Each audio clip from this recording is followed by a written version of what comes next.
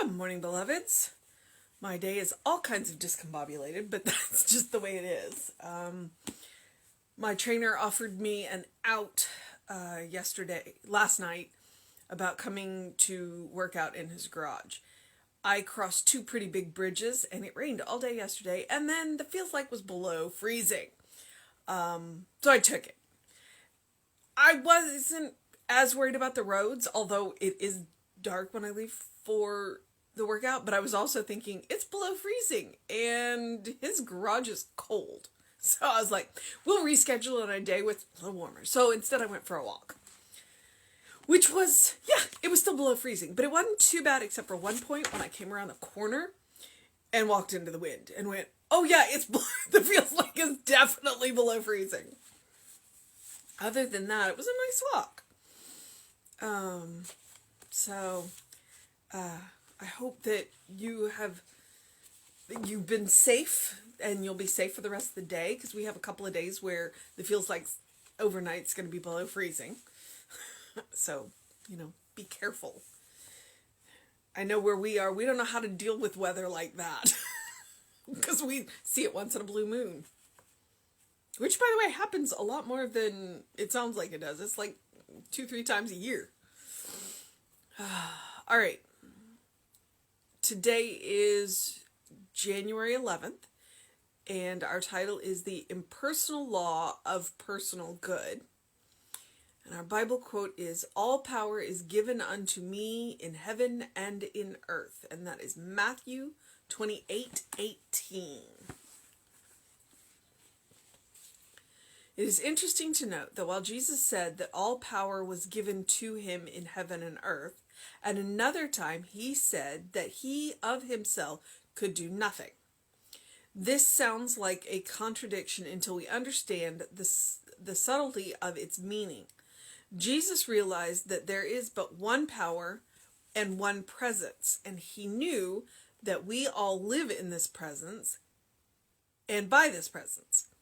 He also knew that when he surrendered himself to the presence, that is, when he thought the thoughts of God after him, then the power would automatically respond to him.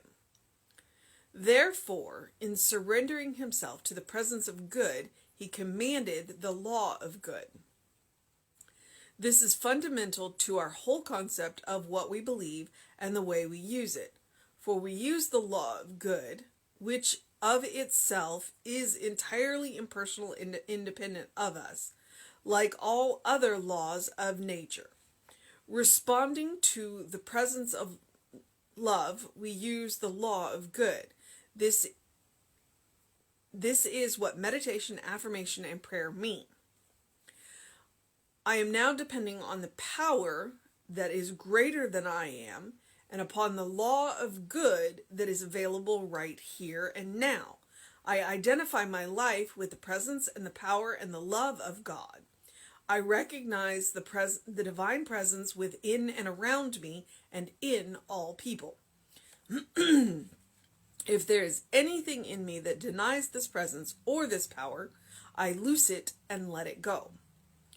I surrender myself to the complete conviction that everything necessary for my well-being, for my physical, mental, and spiritual self-expression is now operating in, through, and around me. I know that everything I do will prosper. I know that the one life, which is God, in my life now, Therefore, I accept this gift of life and love for myself and for all people. Punctuation is important, and I kind of skipped over one there. It makes the reading a little awkward. Okay, so the impersonal law of personal good.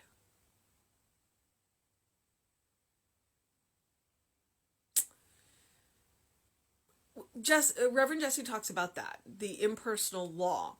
And that's one of the reasons why we use the divine patterning intelligence, because we are,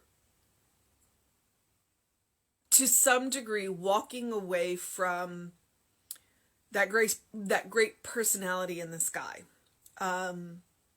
Because many of us were raised Christian. We were raised with the old man with the long white beard sitting on a throne with a big book of judgment in our, that's what we were raised with. That's our image of God. And which can give God a very judging personality. And that's one of the things we want to walk away from, because we want to walk away from God judging, because God can't judge because nothing is outside of him. To judge, something has to be outside. And so we're like, nope, we live, move, and have our being within God. Therefore, God cannot judge us because we are not outside of God. We also talk about the law being impersonal because the law does not judge. When you ask for something, if you put the thought and the feeling together, be it positive or negative, the law's not going to judge. The law's going to say, oh, that's what you want. Okay. And it's going to bring you that. So it's not going to say, well, you don't really want that. I know you got a lot of emotion around that, but that's not good for you. So no.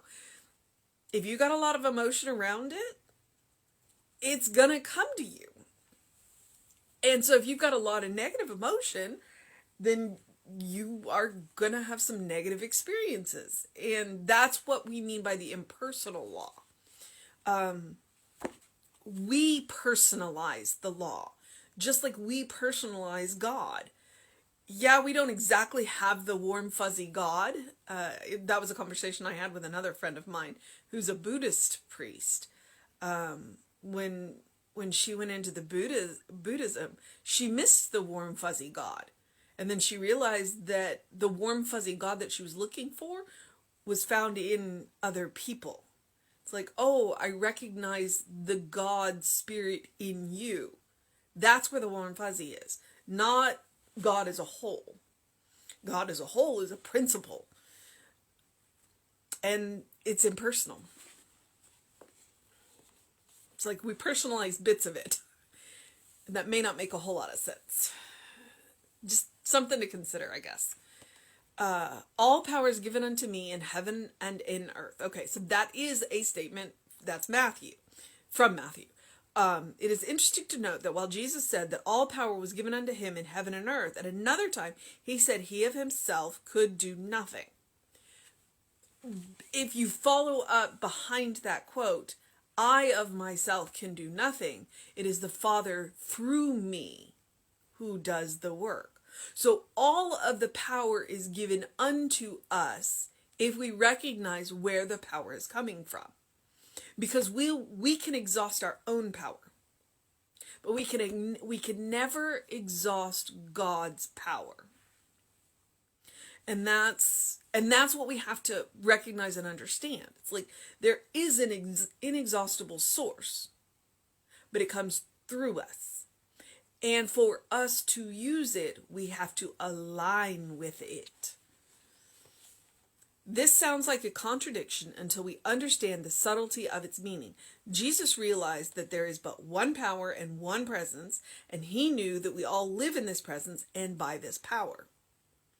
He also knew that when he surrendered himself to the presence, when he aligned himself with the presence, when he worked within the nature of the presence, let me remind you, the nature of the presence is love, creativity, harmony, unity, peace, joy.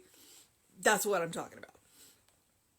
When he surrendered himself to the presence, that is, when he thought the thoughts of God after him, capital H, then the power would automatically respond to him, lowercase h. So when you think the thoughts of God, and I've heard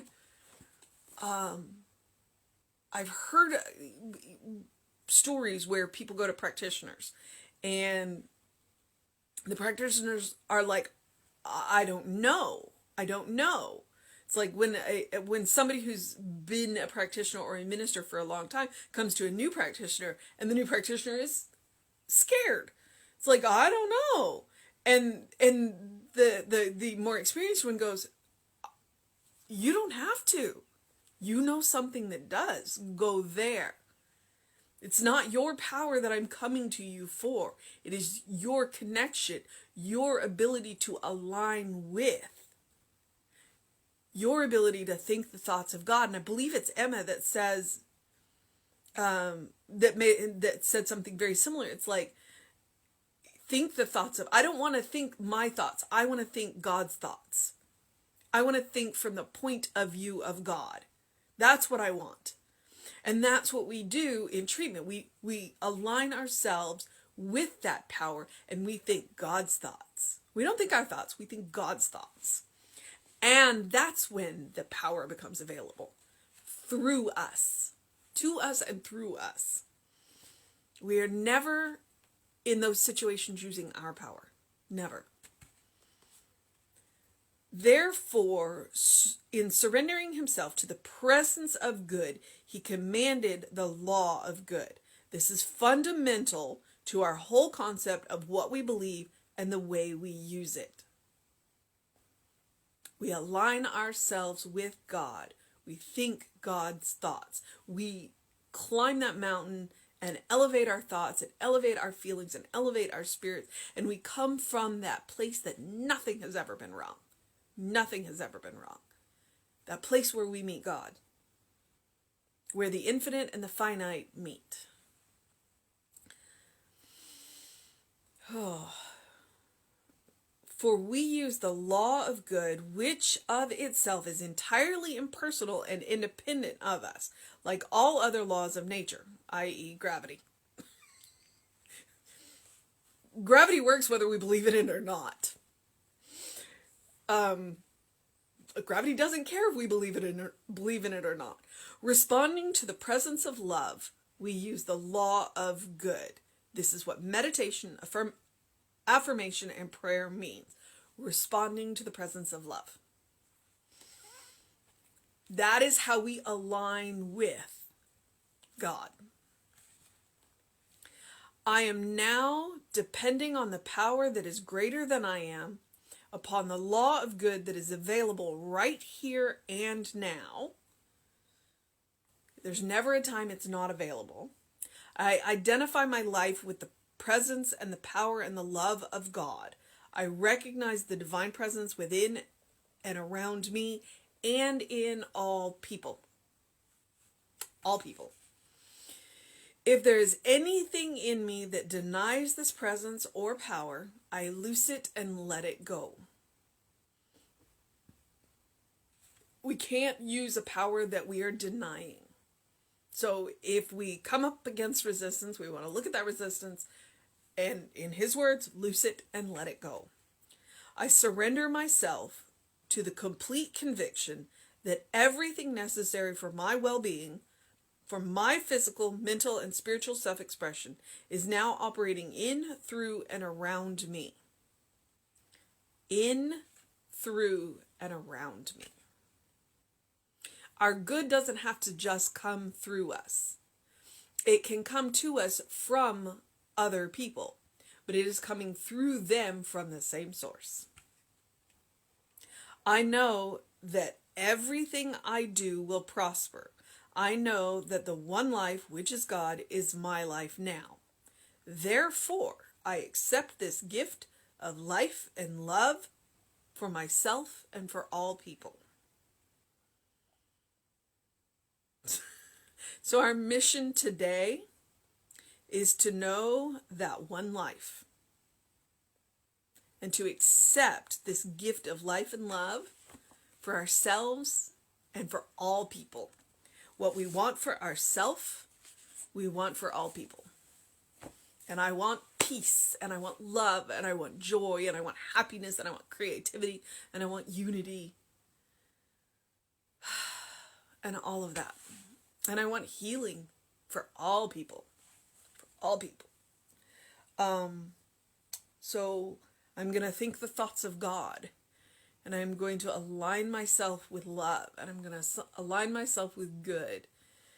And when I hit those resistance points within myself, or as a friend of mine once said, those old tapes, I'm going to pop those old tapes out and let them go.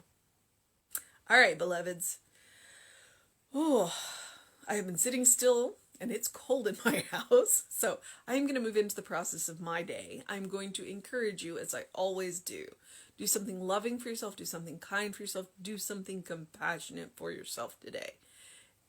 Every day. The more compassionate, loving, and kind you are with yourself, the more you will have for other people. It's like the more loving, kind, compassionate you give away, the more you have. It's just one of those things. Kindness begets kindness. So, please do that. Please do that. And as always, I am the running Rev for a reason, the running Rev Ryan for a reason.